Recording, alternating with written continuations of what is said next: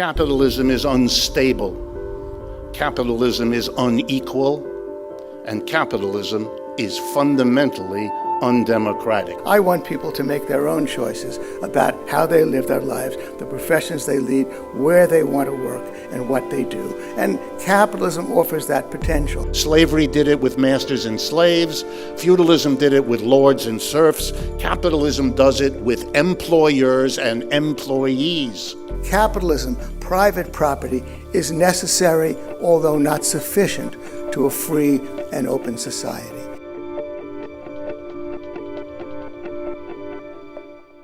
Please come up to the stage, debaters, two young men in the prime of their lives, Richard Wolff, who will be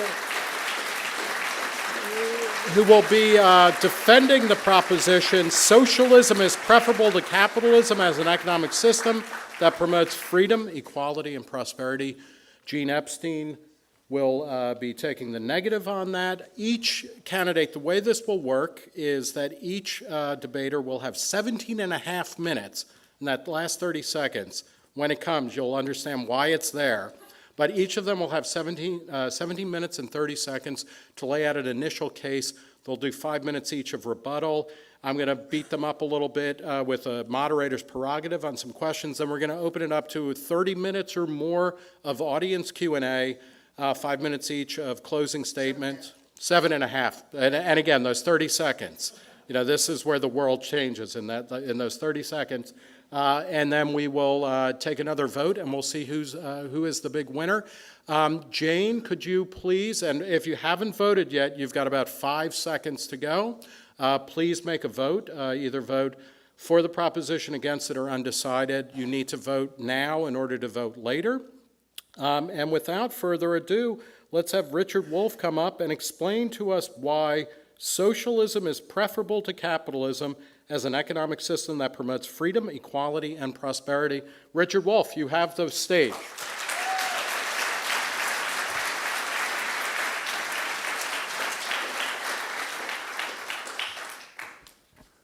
Thank you all for coming. I assume that socialism is the reason that you came, either for it or against it. And I hope that the things I have to say will make some sense of it for you. I did want to comment on the notion that Reason Magazine is free and that the Understanding Marxism book costs money. And I want to urge you not to infer from the price what the values of these things are. That would be a mistake. It would be confusing the price with the value, and for those of you that know something about socialist theory, that's something you want to avoid. Okay. Socialism preferable to capitalism. My basic argument is that's a very low bar. That's not asking much. And I want to make that case as strongly as I know how. But I have a problem in the very beginning, as I always do, traveling around this country, talking about this. And that is, we are like bears in this country, coming out of a hibernation, about 70 years of it. Since 1945, when everything changed, from a society in which socialists, communists, Marxists, occupied all the normal positions in society as teachers and workers and bureaucrats and unionists, when we had a New Deal that celebrated many of the objectives socialists have always supported. Across the United States had a big picture over the wall, the clerk's office where you bought stamps. And there was Uncle Sam with his hat, arm in arm with Uncle Joe, which stood for Joseph Stalin. After that, there was, not so surprisingly, a terrible reaction. The business community and the right wing in America was horrified that for the 1930s, we had had a program of raising taxes on corporations and the rich in order to fund the creation, for the first time in American history, of Social Security, unemployment compensation, the first minimum wage, and a public employment project that hired 15 million people. The rich had to pay, and the mass of the Americans got the benefits. This was so horrific, it freaked out the forerunners of the Koch brothers. And then an alliance with the Soviet Union finished off whoever wasn't freaked out already. And so in 1945, everything had to be undone. The New Deal coalition, for those of you who remember your history, socialists, communists, the CIO unions representing tens of millions of American workers, they're the ones that made all that happen. They're the ones that made Roosevelt do all those things. And they had to be defeated, and they were. And the way you break up a coalition is you find the weakest link, or what you can make out to be the weakest link, and suddenly communists and socialists who had been the militants making the 1930s the greatest unionization period in American history. We never had anything like it before. We've never had anything like it since. Communists had to be transformed, and likewise socialists. From the great allies in the war, from the great vanguard of social programs in the 30s, they became agents of a foreign power likely to be interested in strangling your cat. And they had to be driven out of the unions, the 1947 Taft-Hartley, driven out of their teaching jobs, driven out of the consciousness of the American people, who were terrorized about being interested in those things, as they have mostly been in the last 40, 50, 60, 70 years. A personal note. When I went to college as a young person, I was interested in learning about Marxism, and I asked my teachers in the university, what course can I take to learn about Marxism? Half my teachers explained to me there isn't any, nobody here knows anything about it. The other half said, oh, yeah, we know about it, but we're way too scared. We're not going to teach you anything about it. In my undergraduate and my graduate years, and I majored in economics, I'm an economics professor, here's a fact. No one ever in any economics course assigned me one word of Karl Marx. Is that because he had nothing to teach us?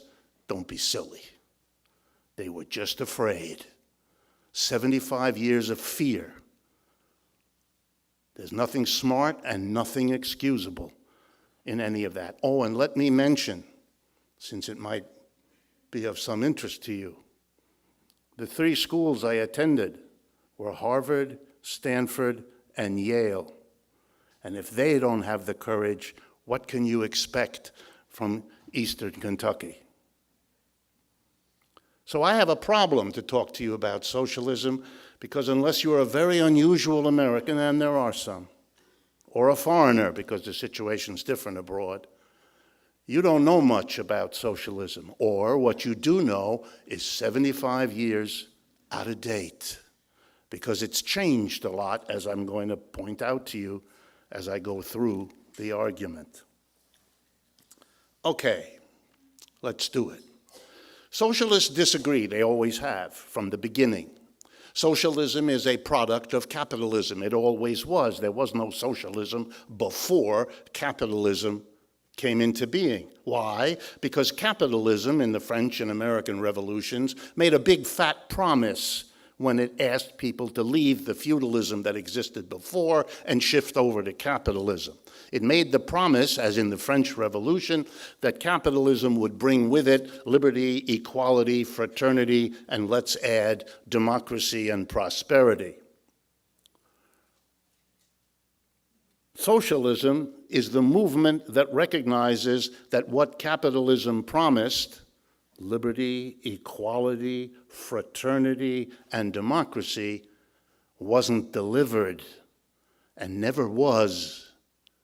And the socialism is a movement which, if it has anything in common among its different tendencies, is a notion that we can do better than capitalism.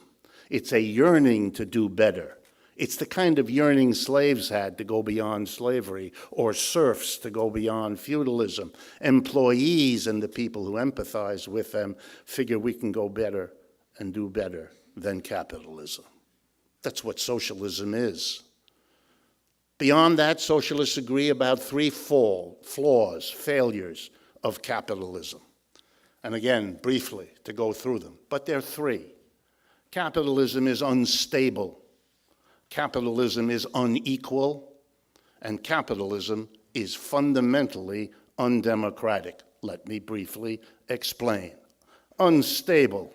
Every 4 to 7 years in every capitalist country, on average, there's an economic downturn, not due to nature and not due to war, just built into the system. It's called the business cycle because it always comes back. Millions of people lose work. Businesses go out of business. A crazy crash. You know what it's like. If you pick up the financial press, you'll know we're waiting for the next one to hit this year or next. Mr. Trump's biggest worry about being reelected is that it'll happen too soon. He worries, as we all do. It's an unstable system. That's crazy to live in an unstable system. If you live with a roommate as unstable as capitalism, you would have moved out long ago.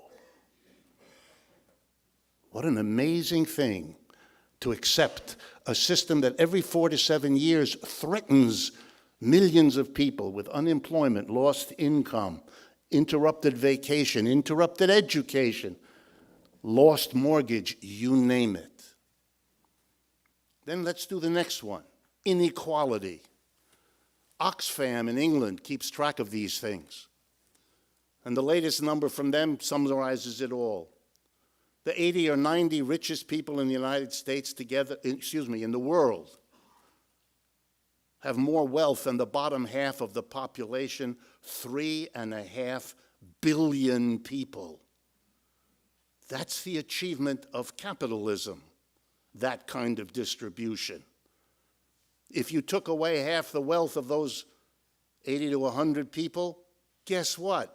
They'd still be the richest people in the world, only you'd now have a vast amount of money to deal with the sickness, the lack of education, the absence of water, the insufficiency of food of the vast majority of people. What an achievement, such inequality. And now finally, the lack of democracy. The part of it you probably know and thought about is the buying of our political process. On display every day, everywhere. You all see it, you all know it. But here's a part of the lack of democracy you might not have thought about. Long ago, we got rid of kings, queens. We decided we didn't need somebody sitting at the top of society telling us all what to do so that we would all be, let's call it subjects. That's what they called us. So we got rid of the kings and queens, and we said, no, we can run this in a different way, this political system.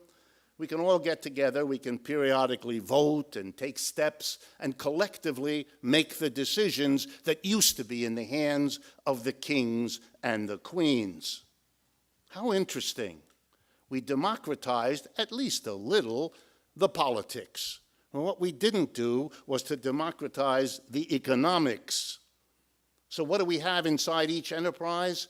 A little king, an owner, a manager, a board of directors, a king and his court, who run everything, who make all the key decisions, what to produce, how to produce, where to produce, and what to do with the profits everybody in the enterprise helps to produce. If it's too difficult for you to hear me out, then it's a sign that I'm getting to you. Thanks. We're good. Please, keep going. Please hear out Professor Wolf. Please respect Professor Wolf. We don't have democracy in our workplaces. We never did. The commitment to democracy is verbal in this society, limited to that voting activity where we live, but not where we work. And as adults, that's where we spend most of our time. going to work, being at work, and recuperating from work. In the workplace, no democracy at all. We do what we're told. What we produce belongs to somebody else, and we have no say over what they do with it, how this is organized, what the technology is. And socialists, therefore, have said, my God, we can do better than capitalism, and that's what they want. And that's what they agree on, but here's where the disagreements. How do you go about it? What do you do? And we have a benefit, socialists do today. We have some experiments that were made in the 20th century, Russia, China, Cuba, and so on. And we learned from those experiments what works and what doesn't, what should be pursued and what should be set aside. And so the new socialism, and if you're not aware of it, that has to go back to what I said at the beginning. You haven't been keeping up, which is hard to do in a society which makes socialism a taboo.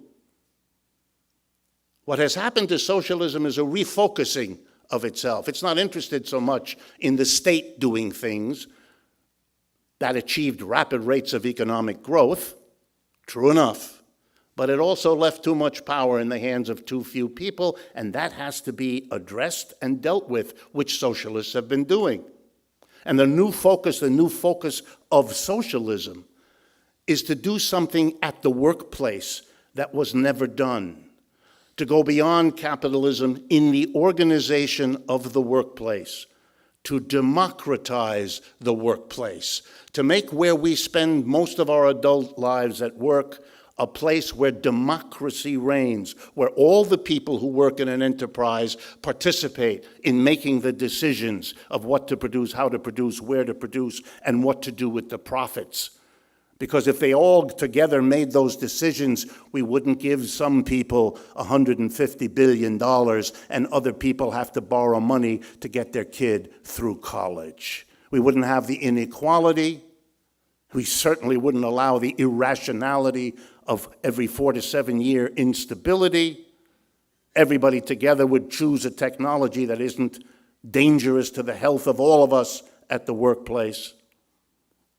We could go beyond capitalism, but we have to have the courage to do what was not yet done, not in Roosevelt's New Deal and not in Russia or China either. The transformation at the base of society into a democratized workplace.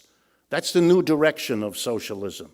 That's where socialism will be in the 21st century that we are now entering. It's a new and a different socialism. It has learned from its own earlier experiences and experiments. 2 little footnotes. Capitalism did not emerge out of feudalism all finished in one swell swoop, did it? If you know the history, you'll know that capitalism started in this town, in that village, in that area. Often it didn't last more than a few weeks or a few months, sometimes a few years, and then it was crushed by feudalism. And they had to figure out how to survive, and they had to get together. It took centuries. Socialism isn't born all at once either. It makes its early experiments. It had one in the Paris Commune in 1870, and then it had some other experiments in the 20th century that I've mentioned. And just like with capitalism, you learn from your experiments how to make it better next time, how to correct the mistakes you made in the project that has animated socialists from the beginning. We can do better than capitalism, and there is no reason that the human progress that took us beyond ancient villages and tribes and slavery and feudalism should imagine itself to have stopped at this point. Every other system was born, evolved, and died. Capitalism, we know, was born and evolved. I'll leave it to your inference as to what it is doing now. Thank you.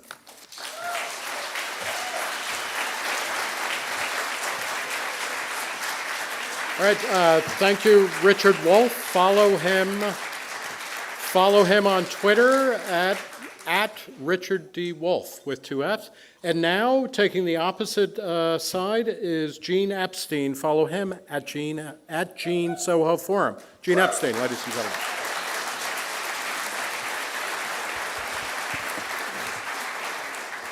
By the way, there are seats up front for people who are in the back, and I want to apologize to Professor Wolf for that outburst. That was very rude. We don't run the Soho Forum that way. And thank you, for Professor Wolf, for being gracious about that. Well, let me start. It is a pleasure to share a stage with Richard Wolf, who I consider my alter ego in a parallel universe. We both came of age as socialists. In my case, from age 1, since my mother was a card-carrying member of the Communist Party, and I have her FBI file to prove it.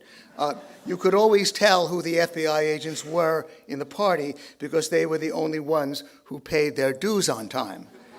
Richard paid his dues by getting an economics PhD at Yale, followed by a career advocating socialism. I paid my dues by evolving into a different kind of radical, a bleeding heart, freedom-loving advocate of capitalism. I believe that even the deeply flawed capitalism we have now, heavily distorted by government interference on behalf of the powerful, is preferable by far to Richard's socialism in promoting freedom, prosperity, and equality. Richard bears a very heavy burden of proof because his socialism has never existed. He repudiates my mother's Soviet Union, my mother's favorite Cuba. He has indeed called these systems state capitalist. I'm glad he's learned from their mistakes, since their mistakes has in fact, of course, cost the blood of tens of millions of innocent people. He wants the economy, as he explains in his book, Democracy at Work, A Cure for Capitalism. He wants the economy reorganized around workers' self-directed enterprises in which employees own and democratically run companies and keep the broadly defined profits or surplus that normally go to the employers. I fully support what Richard calls employees becoming their own employers, so long as people freely choose that arrangement. Richard thinks such firms are a substitute for capitalism, but they're actually just another option that capitalism offers. Nothing about the system of protecting property rights of firms in a free market dictates how these firms must be structured. Richard himself has written about the, quote, varying kinds and degrees of democracy in the workplace which already exist. Based on these cases, he observes, quote, workplace democracy responds to deep needs and desires, unquote. But these deep needs and desires seem to run only skin deep. Richard has written that in today's worker-owned enterprises, quote, it might be legally possible for worker owners to transform the enterprise so that they become not only owners, but also collectively directors. However, he concedes, that has very rarely happened. Well, no doubt it very rarely happens because workers very rarely want it to happen.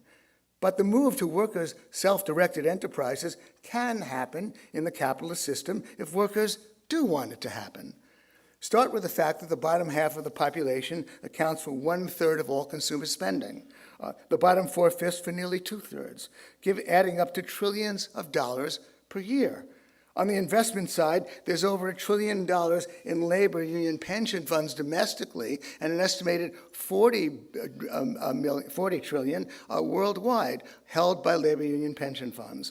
All this financial firepower could be marshaled to make workers' self-directed enterprises the dominant mode of production.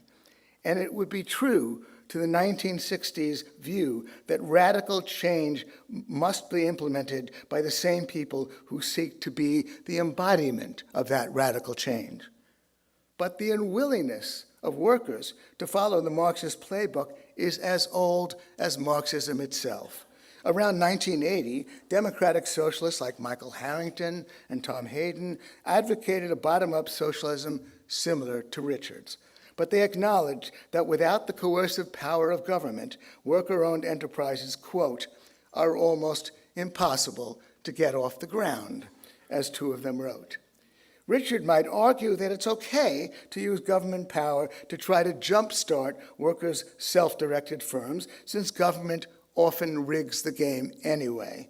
But a Marxist like Richard should be deeply troubled by the old contradiction of radical change from below being implemented by the force of government from above. And beyond that, he would use government to socialize finance and the allocation of labor. That's why he and I are taking opposite sides in this debate. He advocates a full-blown form of socialism that will put freedom, prosperity, and equality under siege, just like the old socialisms did. But let's go all the way with Richard and assume that a socialist political party wins at the ballot box with 2/3 of the electorate voting for its candidates. Since 2/3 is normally interpreted in politics as a mandate, the government makes Richard's socialism a reality. But voting for a radical idea in a voting booth is very different from a full and active commitment to that idea. So let's not assume that the 2/3 have anticipated the real consequences of what they voted for. Richard writes that apart from doing our assigned jobs, workers would each be, quote, democratically and collectively given fully equal participation in decision-making over their own enterprise and over the broad economy, unquote. He adds, somewhat ominously, quote, no one could work without engaging in both roles. There will be a need for financing under Richard's socialism, both to create new worker-owned companies and to provide funds for enterprises that want to expand. The, quote, obvious alternative, writes Richard, to the existing sources of finance is, quote, socialized banking, consisting of, quote, workers' self-directed enterprises where workers and communities affected by bank policies together direct and operate banks. So Richard would shut down the nearly $50 billion raised annually through crowdfunding and the several hundred billion raised through various forms of venture capital. And finance is not the only function he would relegate to the power of politics. He also proposes a, quote, specialized agency that would, quote, always know from constant monitoring which existing enterprises need more laborers, which have registered the wish to commence new production, all the relevant skill and experience requirements, and where affected laborers and enterprises are located, unquote. He adds that the agency's reports would be submitted to all workers to aid them in making their decisions. Notice that he's talking about knowledge of the relevant skill and experience of 160 million workers in the U.S. across hundreds of thousands of firms. That's information the specialized agency will, quote, always know from constant monitoring. From my work experience, I can tell Richard that those constant monitors who keep coming around will be the butt of jokes, and the information they come away with will be superficial when it isn't totally misleading. So in Richard's world, we'll be required to do our assigned jobs, attend meetings about company matters, and vote on the outcomes. We'll also have to pore over the reports of the labor allocation financial agencies and then discuss their recommendations with many others and vote on those outcomes. I submit that only in a dystopian nightmare could most of us imagine ourselves spending our waking hours in this way, especially since the vote of any one of us, can hardly determine the outcome anyway.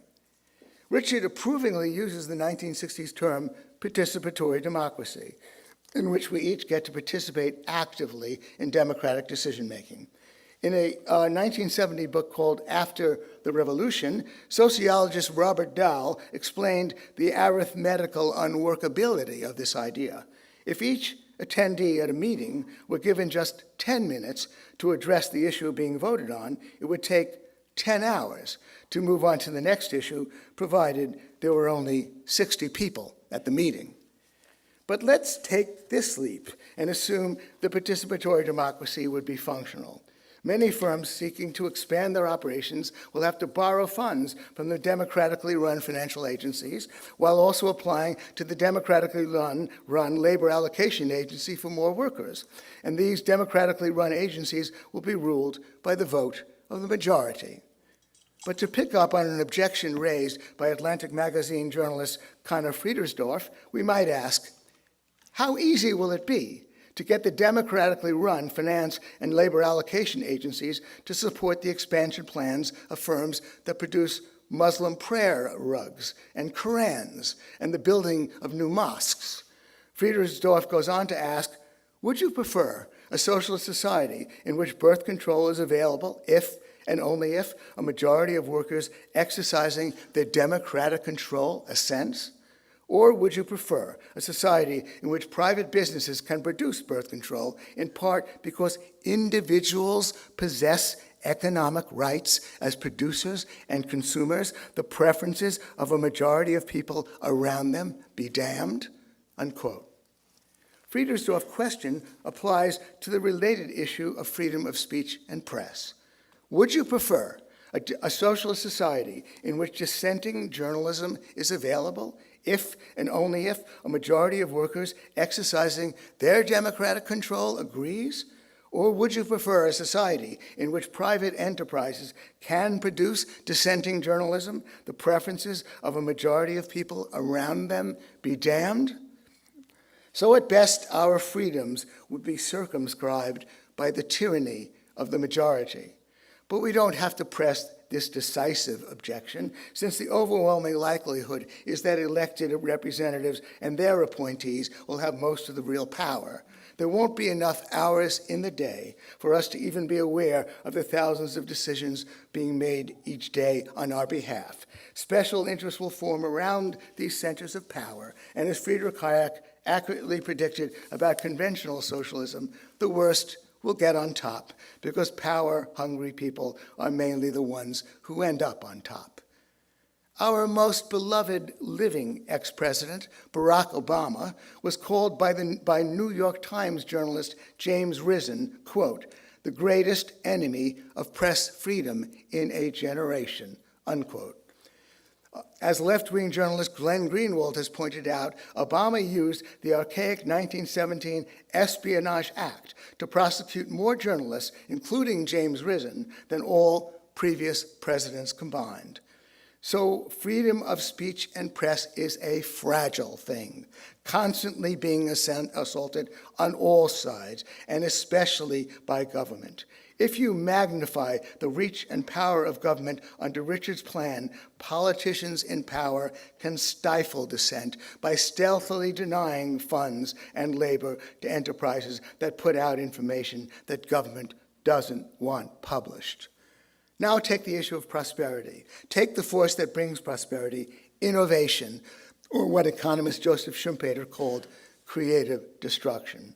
Richard thinks that as long as people can be offered another job, they'll agree to giving up their current job to allow creative destruction to happen.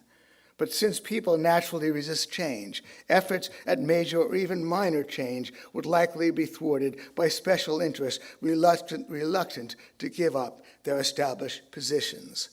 Imagine the response if Steve Jobs sought funding for a smartphone that would also replace a flashlight, a watch, a camera, a compass, a calculator, a recorder, CD player, and GPS navigator, threatening the industries that turn out those products. The pattern of obstruction will be emboldened by the knowledge that most new ideas fail and few succeed in a big way anyway. Policies toward imports could make Donald Trump look like a free trader. When consumers voted with their dollars to buy Japanese cars because the cars were better made and lasted longer, there was a market in place that made it hard to stop the imports. But in a politicized environment, the threatened industries would find it easy to prevent the foreigners from selling us the cars. The planners will have a perfect excuse for rejecting any projects or proposals they don't like, the economic reality of scarcity. By scarcity, I mean the fact that what everybody wants always adds up to more than there is. so they can reject proposals they don't like on the reasonable grounds that the resources are simply not available. So freedom and prosperity would both be under siege in Richard's system of socialism. On inequality, as Noam Chomsky has pointed out, you can find income equality in a prison where power is quite unequal. And political power will be more unequal than even under our flawed system of capitalism. The flawed system we have is preferable by far to what Richard proposes in terms of freedom, prosperity, and equality. Because we have so many avenues of private funding, dissident publications like The Intercept, Jacobin Magazine, Reason Magazine, books like by Richard Wolff, and a debate series like the Soho Forum can persist. Because we have private funding and reasonably functioning consumer and capital markets, innovation that brings prosperity can persist and even flourish. And on income inequality, the turn toward capitalism in countries like China and India has lifted hundreds of millions out of grinding poverty and has therefore meant a narrowing of income inequality globally. But I began by saying this is a flawed system. Riddled with crony capitalism. Richard mentioned the instability of the U.S. economy. Indeed, it is unstable. I read Richard's analysis, and as far as I can understand, he believes that the Great Recession was triggered by the fact that the consumer was tapped out, that consumers could no longer afford what they were buying. Well, if he looks at the data, he'll find that just before the Great Recession happened, consumer spending continued to rise. That was in the fourth quarter of 2007. What he ignores was the crony capitalist policy of government through the Federal Reserve that brought that awful event. So I'm Gene Epstein, and I'm here to recruit you. Yes, we have a flawed capitalism, but in order to make it a better capitalism, we have to do a lot of radical things, including reining in the power of the Federal Reserve that does indeed cause a banking cartel and brings instability in this economy. Maybe we can talk more about those things later on. Thank you very much.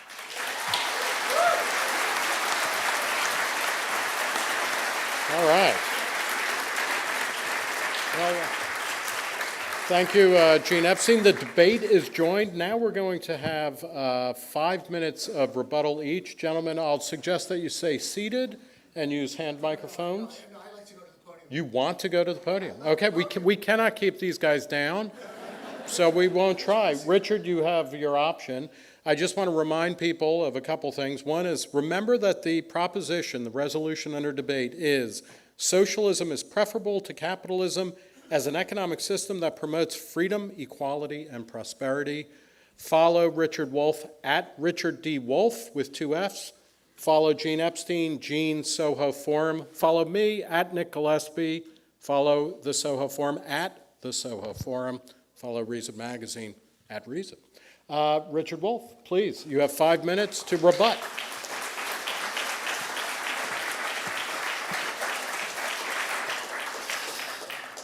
Listening to Gene makes me realize that a book that you write is a little bit like a child that you have.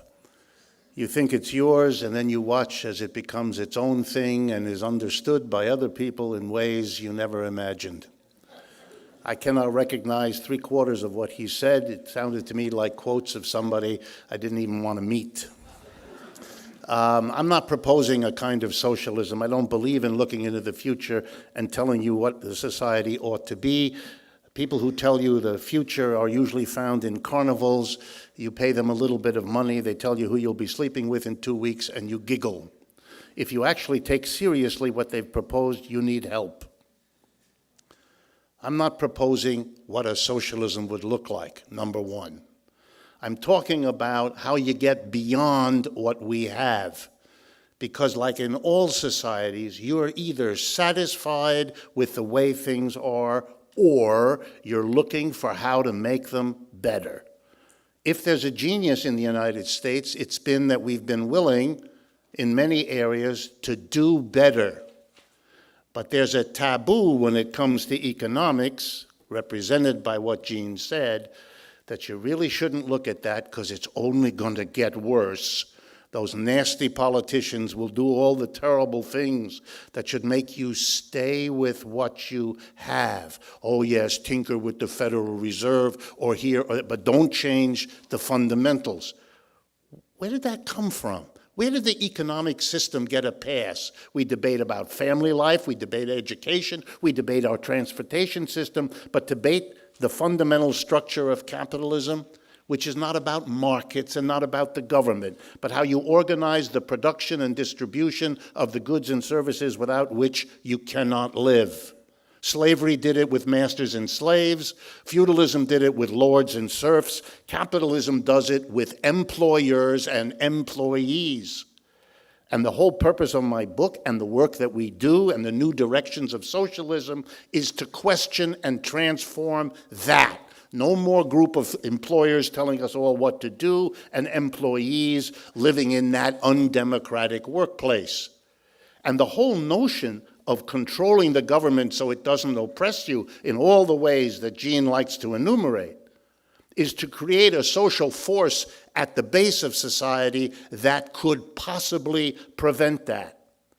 And making the mass of people in the workplace have the final say and power over what that workplace does means you don't have a small group of people in a government cutting a deal with a small group of people called employers at the expense of a large group of people called employees. That's the transformation at the base of society that will mark the 21st century's socialism. So that all the old arguments against the socialisms of the past, arguments predicated on what's wrong with the government and the overwhelming power of the government, they're not relevant anymore because the thrust of socialism is at the base of society, not at the level of government.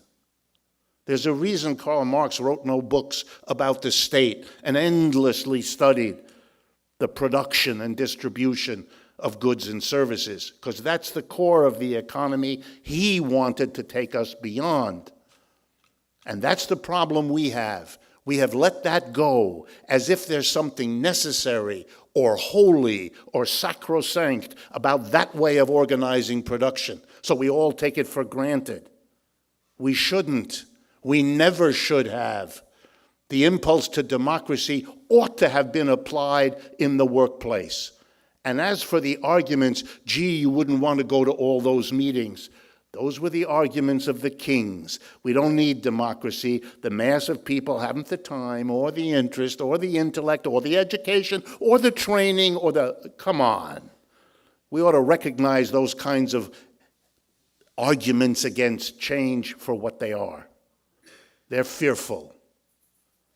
So we're going to stay with what we have, the capitalism that we have, producing the very humorous takes on Mr. Trump or Mr. Johnson in England as the expressions of a system spinning out of control, in part because we don't face that the basic organization of production has been given a free pass and is what's holding us back. Thank you. Thank you, Richard. Gene, please, you've got 5 minutes. Well, Richard wrote a book called Democracy at Work, A Cure for Capitalism. It was published 7 years ago. I read it quite recently. Richard probably hasn't read it very recently. That's where, at least commendably, he's written a whole book, a book, by the way, that Karl Marx never did write, about the socialism that he wants. And I quoted copiously from that book in my initial talk. If Richard is now going to say, oh, well, that book, it's forget that book, just, try to recognize that socialism is preferable to some of the crap that goes on now, then we'd have to say, Richard, we've been hearing that for over a century, from socialists. Then we had the Soviet Union, Stalin, then we had Mao, then we've had a lot of mess from your socialism, you got to be a little bit more specific before we get the least bit interested in something that has been so disastrous for humankind. So I want to get Richard back on the straight and narrow and take him seriously that he's proposing something with a nuts and bolts definition: workers' self-directed enterprises. And the embarrassing thing for Richard, as it was for Marxists right back to the time of Marx, is that they're selling something that workers don't seem to want. We had socialism in Israel. We had 5% of the country really was socialist. I trust that Richard would agree that the kibbutzim of Israel, where 5% of them lived, really were socialist in a true sense, the bottom-up sense. And that's what I'm proposing. Now, of course, what also happened to Israel, as Richard probably knows, as you probably know, is that those kibbutzim just fell apart. They don't exist anymore. People lose interest in it. But again, what we are saying, we libertarians are saying, go for it. Workers, self-directed enterprises. You do have co-ops. Richard in another mood said, hey, look, you've got co-ops. It speaks to needs and desires, and indeed, maybe it does, then go for it. But then let's build it from the ground up, just like I'm proposing. And then we have a system of capitalism. Do I want to keep the flawed system of capitalism, the system that fights, the political system that protects the powerful? No. Capitalism is a system of profit and loss. Profits encourage risk-taking, losses encourage prudence. That's the system. Now, we abrogate that for the crony capitalist system. That's what brought about the housing bubble that caused the Great Recession. I'm quoting Noam Chomsky, a guy I also like, by the way, even though he's a socialist. To a too great extent, we privatize profits and we socialize losses. That's what the Federal Reserve does. That's what it's all about. Do I want to sit back and like this system? By God, no. We have a crony capitalist system, by the way, that shafts people of limited means most of all, that defends the rich and powerful, and there have been victories against it. We used to have an airline cartel protected by the Civil Aeronautics Board. Then somebody noticed that where the CAB didn't dominate, a flight between LA and San Francisco within the same state cost half what it cost to fly from Washington to Boston, or Washington, D.C. rather, to Boston, same distance, twice as expensive because of government. So then they abolished the CAB, and there was competition in the airlines, and that was a huge victory for middle-income people. So victories can be won. Richard, I want to recruit you to change this system of capitalism, if you'll excuse the expression that my socialist Uncle Abe used to use, but I use it as a contraction for crony capitalism. We need more capitalism, yet not less. We need to change things. Richard could join us, or he could focus on building his workers' self-directed enterprises from the ground up, building on top of the co-op movement, the employee ownership movement, which, by the way, already gets tax breaks that I don't necessarily object to, that already gets those breaks. Go for it. Turn everybody onto worker self-directed enterprises, and they're perfectly compatible. It's just like being in business for yourself. That's all it is. It's a great idea. It hasn't really caught on, but maybe it has potential. I welcome it. Thanks very much.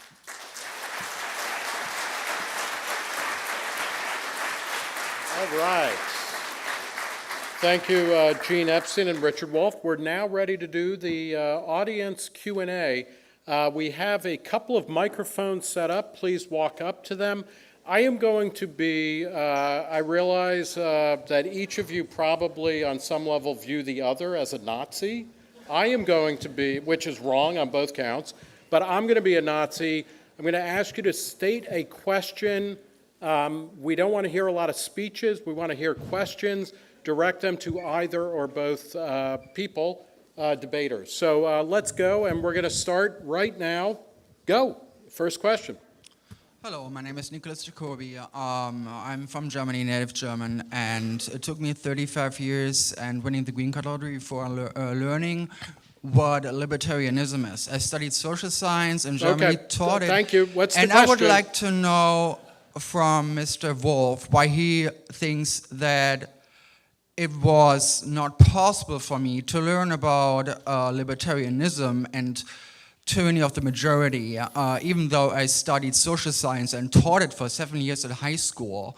Yeah, I'm now 38 years old, and it took me moving here. But you learned it obviously before you learned about Marxism before you even left high school, because if you know about the term when you start studying, I would say it was much easier for you to find out about the other side than me. Okay. That studied social science and Thank you. taught it. Okay, thank you. Richard, please use a microphone. Hold one up. And I guess it should be on. Could you? Can you hear me? Yes. Okay. Okay, so the question was basically, What was he was that question? calling BS on the idea that you couldn't learn about Marxism. And the question was that I really could, or that you want to know why That I you have. couldn't? It took me 35 years I, Okay, so. He took a long he's time, actually and saying- you took a very short time. He's Why is saying that? libertarianism is harder to learn about than Marxism in today's I society. never indicated the number of years it took me to learn Marxism. Okay, Richard, can I I am sorry it took you a long time, if that helps. do you feel like there is not a free flow of information in contemporary America? I mean, it blows my mind that you could even say that. Okay. I give All you. right, thanks. Okay. Let me explain. Economics departments, which is what I know around the United States, is where you might learn Marxian economics. You have to go. First of all, the vast majority of economics departments in the United States have no person in them who knows of or teaches a course in Marxian economics. Number one, they don't have them at all. Number two, the vast majority subscribe to a basic kind of mainstream economics that's called neoclassical economics, which is the dominant tradition. There is a small dissenting group that are called Keynesian economics because of something that happened in the Great Depression and the new development of a critical perspective that has nothing to do with socialism. There's tremendous fights between the neoclassicals, who are the majority, and the Keynesians, who are minority. One of the very few things the two groups can get together on is excluding Marxists. That's the way the American economic system works. And since it's the economics departments of our universities that train the politicians who deal with economics, the journalists who do economics, and the people in the top reaches of business, you have a solid kind of mask, if you like, of uniformity in which the kinds of things that a Marxist economist talks about are bizarre for them, not because of their complexity or their newness, but because they have no experience whatsoever in dealing with these things. And that has been true for the entirety of my experience in the American academic environment, where I've been a professor all my life. It is a systematic exclusion of the kinds of ideas that I represent that makes students to this day not encounter it, or, if they have a lot of fortitude, to have little study groups on the side at their own expense to learn this kind of material, because this country remains afraid of dealing with that kind of thinking and that kind of tradition, even though the literature for it is massive. Okay, thank you, Well, Richard. I wanna And comment- wait, Gene, I'm sorry, hold on. Richard, can I ask, does it complicate that scenario at all that we have at least one major candidate for president, Bernie Sanders, who identifies as socialist and has a large turnout? I mean, the idea that socialism is somehow suppressed seems like a reach, to be quite honest. Bernie Sanders is the first candidate in 75 years not to disown that title as part of the requirement not to commit political suicide. And you want me, the first time in 2016 that he dared do it, breaking that taboo, I'm supposed to pretend that the one person so far done it in 75 years undoes what I just said? You got to be kidding. Hey, and Richard, I'll look forward to the first time a major party candidate actually explicitly is libertarian. Gene, do you have a comment? I completely agree with Richard. Is this on? Yes, it's on. It's on, it is on? Okay. Yes, it's on. Thanks. Yeah, I completely agree with Richard that that there's a lot of mind rot in the academic departments on economics. Most of these economists basically want to run the world. They want to pretend that economics is a branch of mathematics. It's a waste of time for the most part.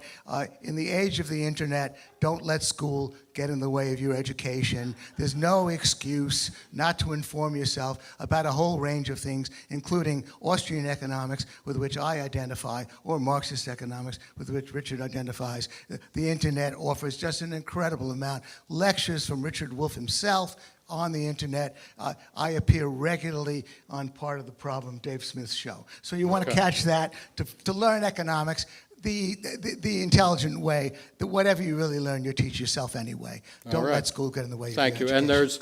And it might be interesting, we're going to go to the next question, to think, by my count, I think there's 2 Marxist economics departments in the country. There's one at Notre Dame and one at UMass Amherst. There's about 2 Austrian programs of note, maybe 3. So as Dave Smith pointed out, we're all losers in this room.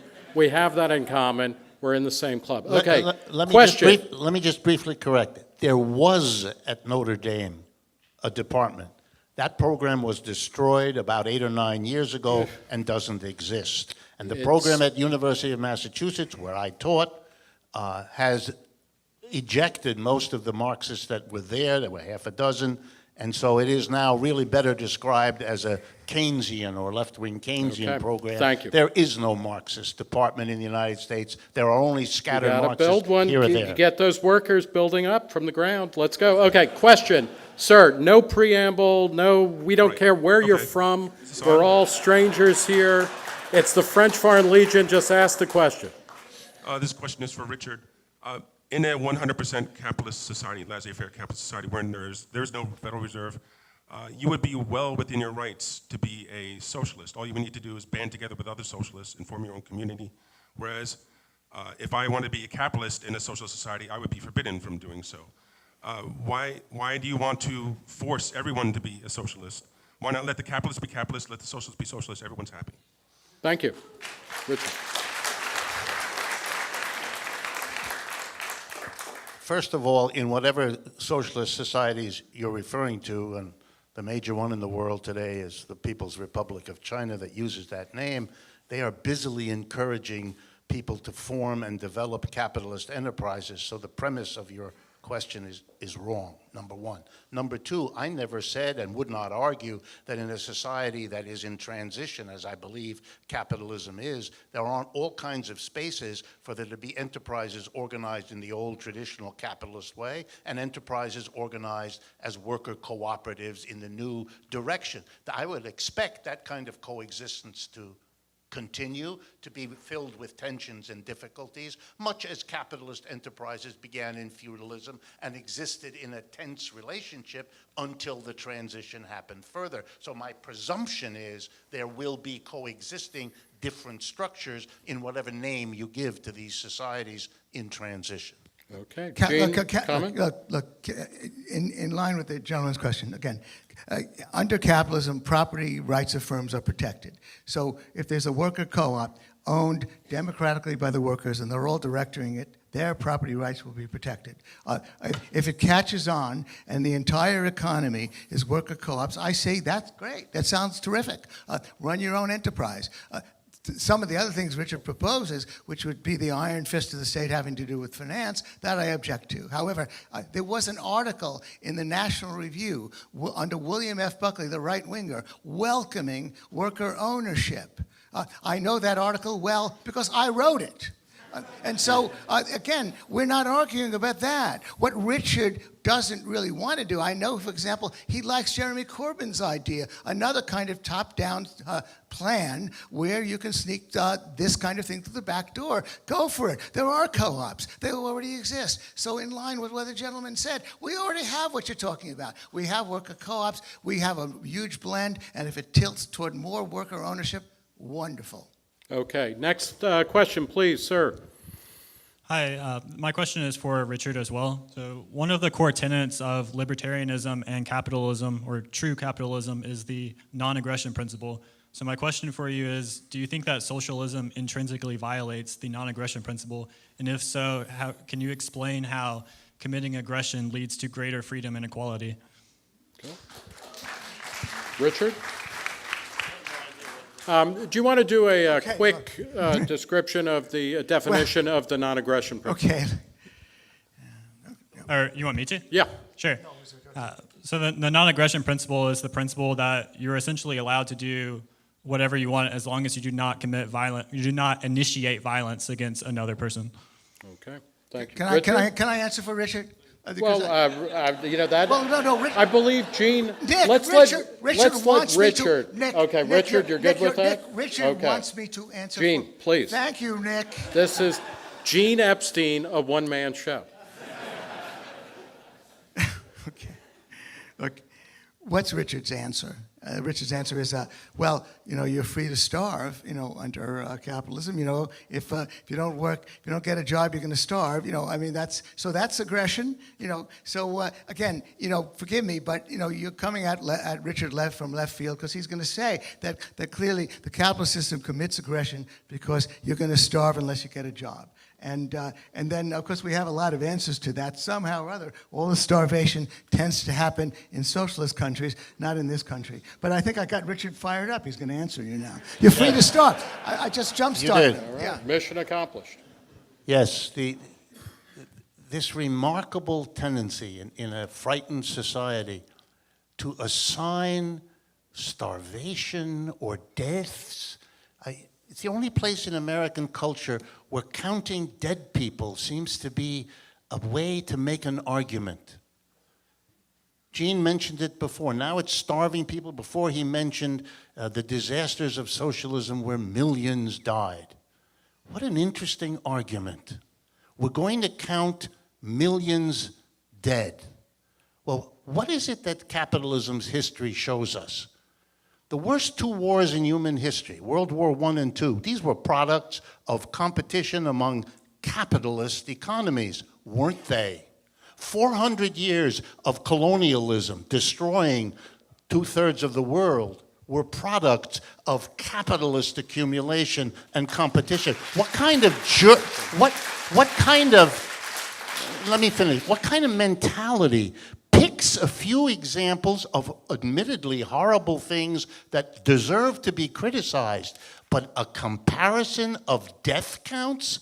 The first book I ever wrote and published, Yale University Press, was called The Economics of Colonialism. It studied what Britain did in Kenya. Britain arrived in Kenya in 1895 and set up the East Africa Protectorate. And 30 years later, 1930, when the Depression hit, I studied what happened in Kenya at that time. When the British arrived, they did a census, 4 million people. In 1930, they did another census, 2.5 million people. British colonialism killed millions of people in one small country. Multiply that. If you want to do the death count analysis, which I find bizarre, you're in very shaky ground attacking socialism on the basis of capitalism. And the same kind of cherry picking of your examples came with Gene and kibbutzim in Israel. Do worker co-ops sometimes fail? Of course they do. Do capitalist enterprises sometimes fail? You bet they do, all the time. What is this strange kind of choosing your example? Let me give you a counterexample. In 1956, a group of workers with a Catholic priest in the north of Spain, in a little town called Mondragon, made a worker co-op. The priest led them. 6 workers, 1956. Today, something called the Mondragon Cooperative Corporation has over 100,000 workers. It's the biggest worker co-op on the planet. It is a great success. It's the 7th largest corporation in Spain. It is a successful worker co-op. 2 American corporations pay the Mondragon Corporation to have their scientists working alongside the scientists in this worker co-op. And the name of the 2 American corporations is General Motors and Microsoft. They understand what those worker co-ops can do, even if people here have to pick an example where it didn't work out. It's as if I said, well, capitalism, just look at the Ford Edsel. Gene, Again, you're let me champing at the make bit. two comments. Make 2 comments to Richard's comment. Again,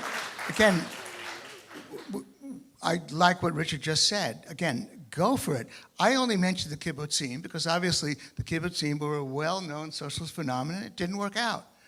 Mondragon did. I was very interested in the worker ownership movement in the 1980s, ironically, by the way. When I was senior economist in the New York Stock Exchange, I was going to all the meetings. We were hearing about Mondragon all the time in the 1980s. 30 years have passed, and we don't have a Mondragon in the US.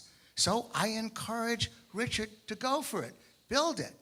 Capitalism will love it. Why not? So again, I'm not trying to discourage Richard about going for it. I'm just saying that he has the means to do it. He can start that revolution right away within the context of capitalism. With respect to the body count point, the only point that's being made in this case, and again, I honestly apologize to Rich for backing him in the sense that he seems to now defending the state capitalism that he objects to. He wrote a whole book, collaborated in a whole book, in which he condemned the Soviet Union as state capitalist. So he doesn't really want to defend those old line socialisms. But the difference in terms of body count is that this was what governments did to their own citizens. These famines, because they couldn't run the agriculture right. The worst getting on top, lunatics, sociopaths like Joe Stalin and Mao Zedong and Pol Pot taking over, and murdering their own people either through the sin of commission or omission. That's the difference. Oh God, of course, the body count with respect to war, 2 million people, killed in Iraq and Vietnam. Of course, our body count with respect to wars abroad, horrible. Richard and I completely agree about that. We're talking about the body count of governments against their own people under socialism. Okay. That's the bad record we're talking about. Question, sir. Yeah. And by the way, if there are in fact any women in the room, it would be nice to hear from you. Okay, scoot up to the front of the line. Sir, you've got a man bun, that's close enough. Okay, we're transitioning here. I do identify as male, and I suspect I will continue to do so. I hope that doesn't disappoint Fair enough. anybody Okay, here. ask your question. Thank you very much to both of you. This has been very thought-provoking. I have 2 short questions, primarily for Just Gene, ask but one. Richard. Pick what. This is Sophie's choice time. Pick one of those questions, because the other one's Is- not going to make it. Is economic growth ever undesirable, i.e., does it ever lead to increased suffering either domestically or abroad? And what are we going to do with AI when it happens in about 20 or 30 years and nobody nice has try. jobs? Very good, sir. Okay, either of you. Richard? Absolutely, we do not prioritize, or we ought not, if that's your question, to prioritize economic growth as if it's a unidimensional plus. It can be, as we learned from ecological sensitivities built up over the last 30 years, that it can be a very dangerous and negative phenomena. But in a society that allows the decision of what to produce and what to invest in to be done on the basis of a private profit calculation, you are hardly in a position to bring in all of those other issues that have to be dealt with. I remember in my education, I was taught a bizarre language which gives it away, that we should remember, our teachers told us, externalities. What a wonderful term, something that isn't central to what we're dealing with. It's an externality, only slowly to discover that the externality can be more negative than what's internal is positive. Capitalism sanctifies the profit motive. The socialism alternative has always said profit is one among a whole range of objectives, and no decisions should be made based on any one when all the others are equally important to the quality of life. Thank you. Gene? Well, I guess then I won't answer the question about artificial intelligence, since that was the second question. Again, obviously, excuse me? It's an important one. Well, can I Sure. answer both questions? I don't know what. Answer one. Jane. Okay, well, I got it, the Okay, moderator. we got to rules. leave some people We'll behind. we'll talk later, sir, okay? It'd be fun to talk about AI. But with respect to economic growth, again, first of all, no, there's, obviously, I am an individual. I'm a libertarian. I don't believe there's anything the least bit sacred about economic growth. If people, basically, by the way, if we all decided that we would prefer to work 20 hours a week, then that labor-leisure choice would begin to prevail. Capitalists would only get us to work for them. We'd be willing to only work part-time. And we'd say, well, we'll work for a little bit less so that it's advantageous to employ two of us for 20 hours a week rather than one person for 40. So then we would have a diminution of resources. We would have a shrinkage of the economy. Wonderful. Why not? If people only want to work 20 hours a week, then we can compete. We can compete. I perhaps want to explain to Richard, because the simple math is that if full-time workers get $20 an hour, then we'll just work for $18 part-time. They'll get two of us for less. So therefore, we can opt for living less. We make those choices all the time. What's a Jewish lawyer? A kid who couldn't get into medical school. Well, I'm Jewish. I didn't become a lawyer or a doctor. I chose to be a sloppy-ass journalist. I dropped that. So therefore, we make those choices all the time. It's an individual choice. There is nothing sacred about economic growth. With respect to diseconomy, externalities, we are individuals. We have individual freedom. You can't throw garbage on your neighbor's lawn, however. My right to move my fist stops at your chin. And if a capitalist is polluting your backyard and causing that harm, you should sue him. So therefore, we do need a tort system in order to protect against any individual choice, anything that a firm does, or indeed that an individual does, in order to make sure that they don't harm us in the process of pursuing their own goals. That's the best brief answer. Okay, thank you. Richard, quick rebuttal. I really find it extraordinary, this sort of commentary, if we would like to work only shorter hours. The history of capitalism is the history of the struggle of the mass of working people to reduce the length of the working day from the 16 hours it was in early capitalism in England to 14, to 12, to 10, to 8. It's been a struggle at every point. Capitalists driving people, children as well as adults, to work incredible hours, workers having to mobilize and fight. This is not a matter of the libertarian notion, let's just choose. That's not the way the world worked. It hasn't worked that way in the past, and it doesn't work now. That's a system that imposed those struggles and all the suffering that went into it until people said, no more. We won't work that many hours. We won't let you have our children when they're 6. That's the history of capitalism, and we're not even counting all the injuries and all the deaths in that game of counting human suffering from a system. Okay. I suggest that Richard read a book by Stanley Lebergott, which is a whole history of the labor markets, of the capitalist markets, and it's got a lot of good facts in it. Now, I believe that one of the things that Richard should try to answer is, how was there a whole lot of progress? Why was there so much immense progress by laborers from 1870 to 1925? Or indeed, he says that wages were rising for decades, and the unions statistically were negligible. Government was on. May I finish? Wasn't on this. No, I want to end with one fact. There was a 49-hour work week. Capitalists have 49-hour work week as of the 1920s, as Lebergott shows. The work week fell. The work week fell because in order to get workers to work for you, to bid for workers, their labor-leisure choice was such that they wanted. There is a Marxist myth that there is an inequality, no equality between bargaining between laborers and workers. Well, that's belied by about 100 years of history before unions became the least bit of a presence in this economy. Thank you. Okay. Ma'am, please, question. We're currently in an opioid crisis, and the World Health Organization ranks our healthcare system 37th in the world. Do you think it's still possible for our current system to fix this, and how would you, using socialism, fix this? Okay. Richard, I guess take the first whack at that opinion. Sure.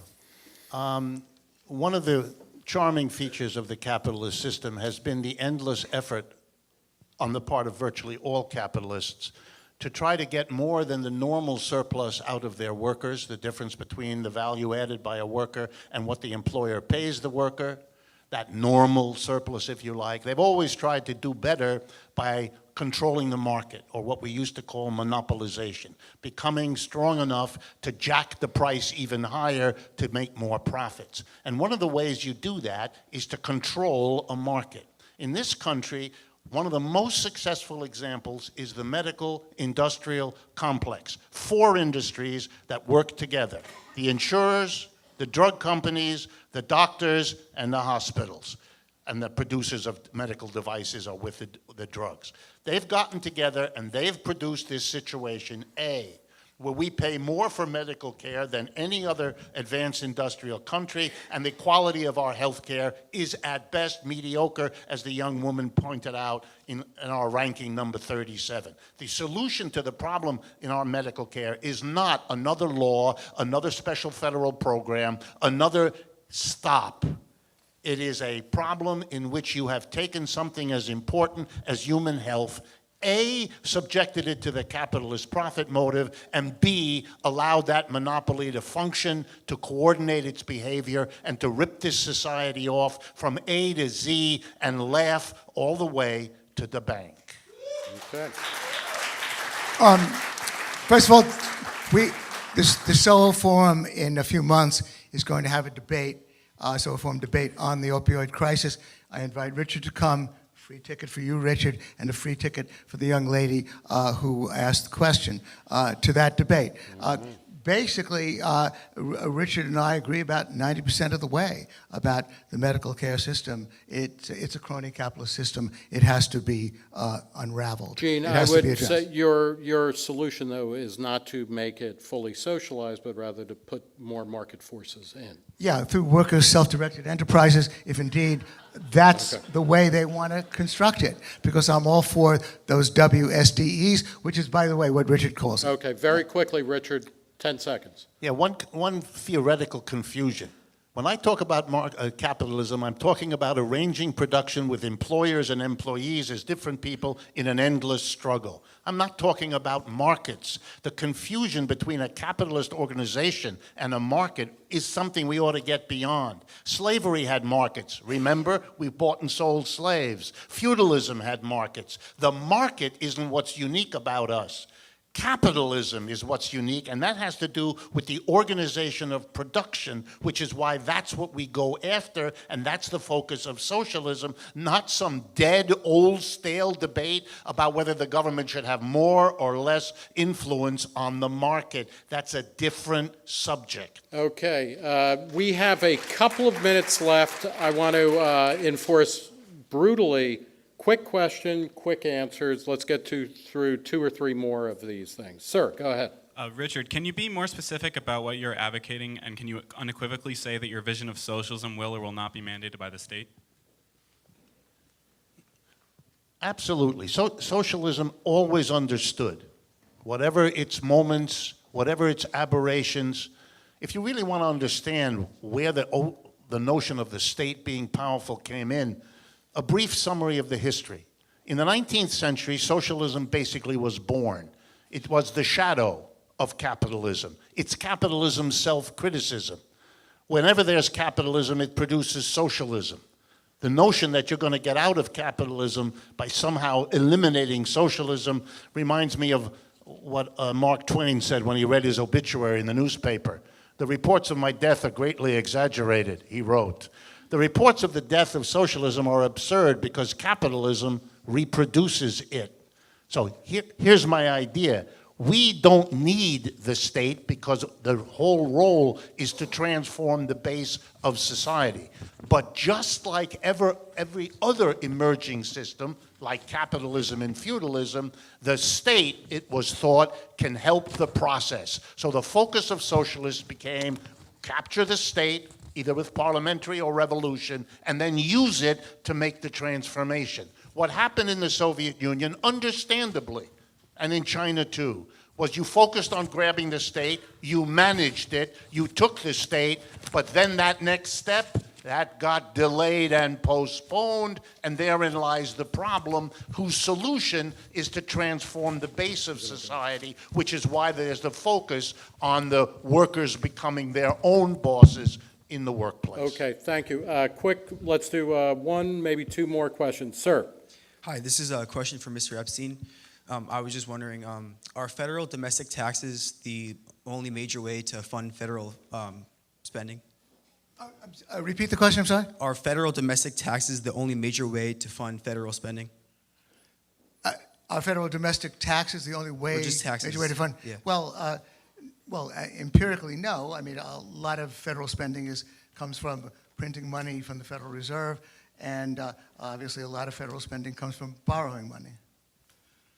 Okay, we have time for one final question. We've got a couple of kibitzers over here. Okay, ask a quick question. No, you're not paying for this microphone. Okay, no, I know, well, you know, Reagan, take Do I get a hike here. to ask a question now? Yeah, please, Thank ask. you. My question is, if we're talking about economics, how can we have a debate about which system is better? And I've been listening, and I didn't hear from either of you gentlemen once the word computers and how that impacts on everything. I felt like I was listening to a debate about the mechanical age. And that the debate really was which platitudes are better, socialist platitudes or capitalist platitudes. Could you discuss and incorporate a little bit about how the computers and the electronic age work on the feelings that you have about socialism and the feelings that you have about capitalism? Okay, thank you very much, sir. And we're going to boot into the computer age right before we go to the rebuttal. We are done with questions, so thank you all for standing up. You may now sit down. Richard, why don't you begin with that? Right. This is not the answer you probably want, but you're going to get it anyway.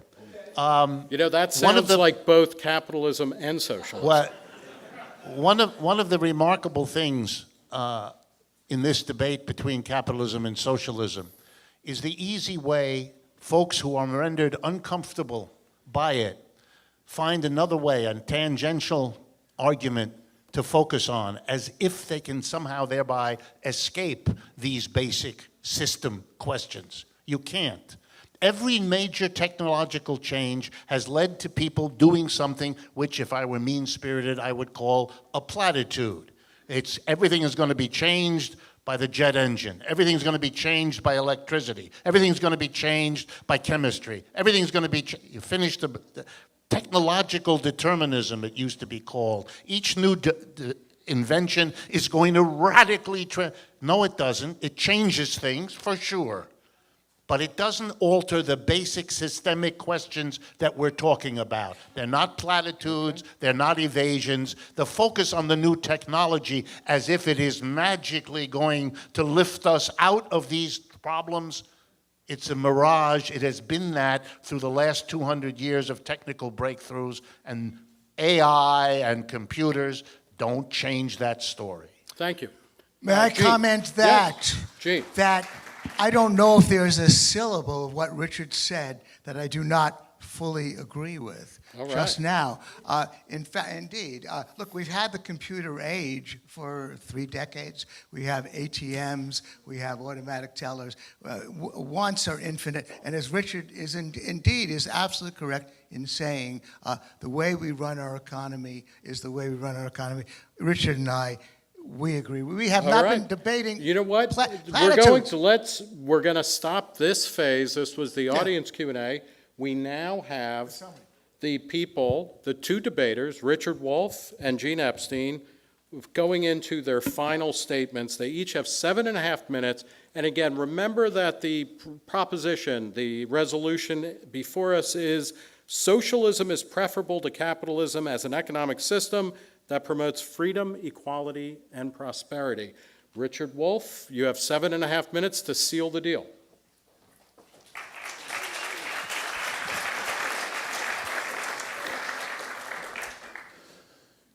The first sign that socialism is on its way is that we're having this debate. that we have Bernie Sanders running and he has the name socialist and he doesn't give it up. He doesn't turn away. Elizabeth Warren, who has very similar programs, she still feels the need to reassure everybody she likes capitalism. Bernie doesn't. The reality is, up until 6 years ago, my presence on the American media scene was so tiny, none of you would ever have heard of me. I've done more public speaking at the invitation of American audiences in the last 4 years than I did in the previous 50. Yeah, the public awareness is to the right because of the last years of neoliberalism and the orange clown. I understand that. But beneath that is a shift to the left in the United States. Nothing illustrates it in my mind any better than the remarkable number of times Gene Epstein told you how he agreed with me.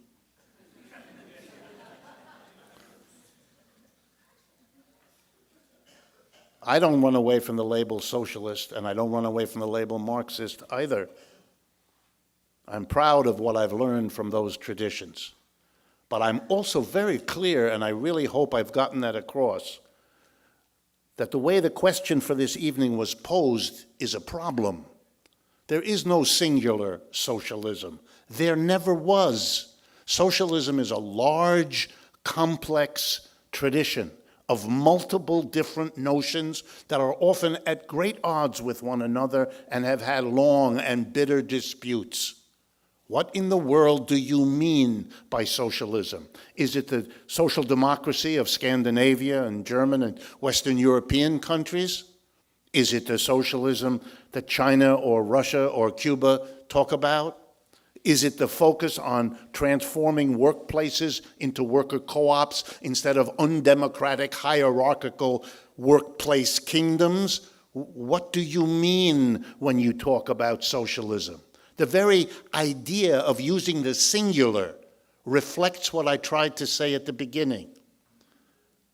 We have to understand we are emerging from a 75-year period in which we didn't learn about it, think about it, or discuss it. Or if we did, it was in dismissive, cursory manner that didn't teach people anything. It's always been an awkward moment when American tourists go to Europe and discover that in every single European country, socialist parties are big, important political institutions. I won't embarrass you by asking you how many of you know that the government in Portugal today is a coalition of the Portuguese Socialist Party, the Portuguese Communist Party, and the Portuguese Green Party, and that they've been the government for quite a few years now. I won't embarrass you. The last thing I would say is, because of this peculiar fetish Americans have about the government as either being something that's going to save us all, which is crazy, or which is going to crush us all, which is equally crazy. Governments do what they do in large part because of the pressure from those who have the position to shape them. One of the problems with the liberal, in the old British sense, or the libertarian, if you like, is that the argument always starts with the government as if it were a deus ex machina that just has some qualities of things it does without asking the obvious question, why does the government do this or that or the next thing? We're supposed to believe it's built into the genes of the government that it does certain things. The government does what the pressure of the society and the way it's organized make it do.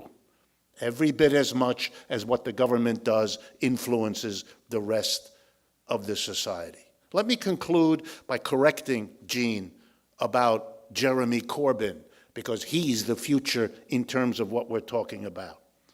The British Labour Party, the second party in England, by the way, a party most of whose members identify as socialists, in the British Labour Party, there's a commitment they've made. And the commitment goes like this. When we're elected, One of the first laws we'll pass is the following. Any company organized in Great Britain can continue the way it is as a capitalist enterprise. But if it comes to the following decision, either to shut down or to move out of Great Britain, or to sell itself to another company, or to go public with an IPO, issuing shares, before it can do that, it must give its own workers the right of first refusal. That's the law. That the workers can buy the company and convert it into a democratically run worker cooperative. And when everyone says, well, where in the world will the workers get the money to do that? Mr. McDonnell, the closest advisor Mr. Corbyn has, smiles and says, the government will lend it to them. Why? Because for the British people to have freedom of choice between a capitalist, undemocratic enterprise on the one hand and a worker co-op democratic enterprise on the other, they have to have some experience of what they're like, both to buy from and to work in. And the only way they can have that experience so they can choose freely between them or what mix they want of them is if there's a sector that they can buy from and work at. So we, as the leaders of Britain, have to create the sector so that the free choice of our people between systems can finally happen. That's the role of the government, expanding free choice, rather than being represented as imposing something in that fearful imagery that we all have, as if the government is like those nasty people at the post office who make us wait before they sell us the stamps. Thank you.